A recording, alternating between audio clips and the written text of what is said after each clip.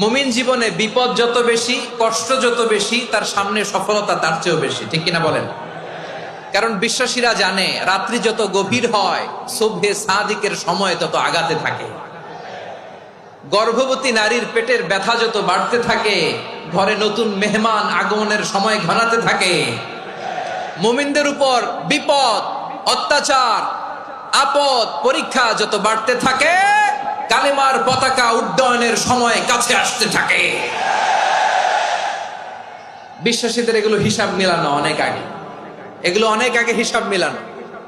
দুঃখের আধার শেষে সুখের আলো মিটি মিটি হাসে, চিল্লায় বলেন ঠিক কিনা?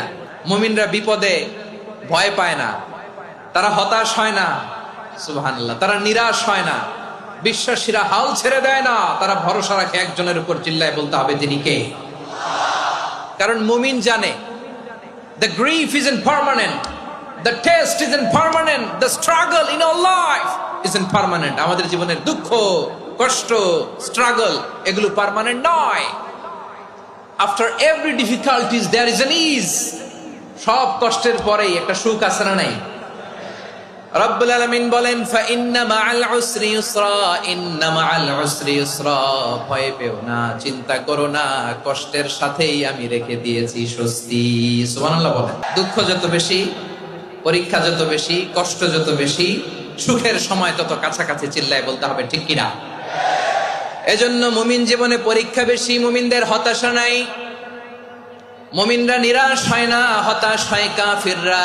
মুমিনরা কখনো হাল ছেড়ে দেয় না, মুমিনরা ভরসা রাখে একজনের উপর, তিনি কে?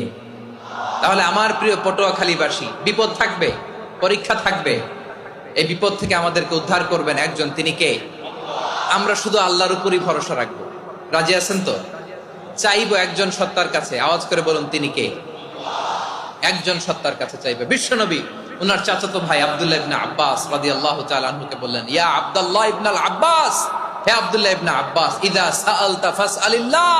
ও আব্দুল্লাহ, যখন চাইবা আল্লাহর কাছে চাও। ওয়া ইযা ইসতাআনতা ফাসতাইন বিল্লাহ, যখন সাহায্য চাইবা আল্লাহর কাছে ফরিয়াদ করো।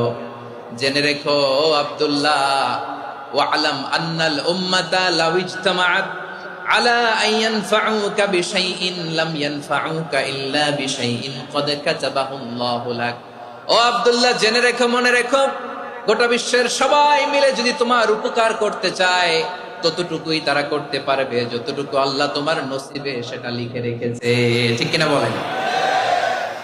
আর যদি গোটা বিশ্বের সবাই মিলে তোমার বিরুদ্ধে কনস্পাইরেসি করে, ষড়যন্ত্র করে, গোটা বিশ্বের সবাই মিলেও যদি তোমার ক্ষতি করতে চায় ততটুকুই শুধু পারবে যেটা আল্লাহ তোমার জন্য বরাদ্দ রেখেছে। যতটুকু আল্লাহ তাআলা তোমার জন্য বরাদ্দ রেখেছে অতটুকুই ক্ষতি করতে পারবে, আর এক চুল বেশিও করতে পারবে না, কমও করতে পারবে না, চিল্লায় বলেন ঠিক কিনা? এজন্য আমরা চাইবো কার কাছে? সবাই বলেন নাই, আওয়াজ করে বলেন কার কাছে? সব সময় আমরা আল্লাহর কাছে চাইবো, বিপদে আপদে, সুখে দুঃখে, সচ্ছল অবস্থায় অসচ্ছল অবস্থায়, পরাজয়ের সময় বিজয়ের সময়, সব সময় আমরা ভরসা রাখবো কার উপর? সবাই বলুন।